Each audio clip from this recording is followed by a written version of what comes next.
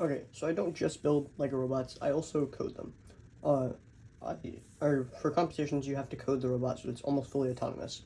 Um, so doing things like that requires a lot of different inputs so that it knows what to do. I'm just going to go over some more obscure inputs that people might not know about. I'll start off with some less obscure ones and then work my way up to more obscure ones, and then show the code at the end. So the first one that a lot of people know is the ultrasonic sensor, where it's a distance sensor. So whenever your hand or a wall gets within a certain distance of it, it'll trigger the claw. So that one works pretty well, but the problem with that is that it's really big and bulky. So another sensor, the color sensor, it's just like in the name, it senses color, right? But the other use for it that not a lot of people know, and I didn't know this for a while, but I figured it out.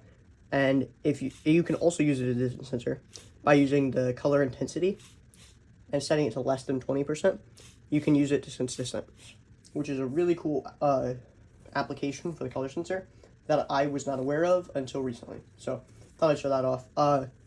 Some other things that you could do with it. One thing that many people might not know is wheels. So if you turn the wheel, it can act as an input.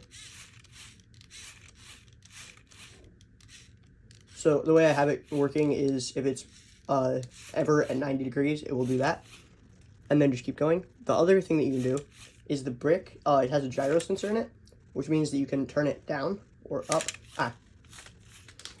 So you turn the brick up like that, and it'll close. So yeah, so that's one use of it.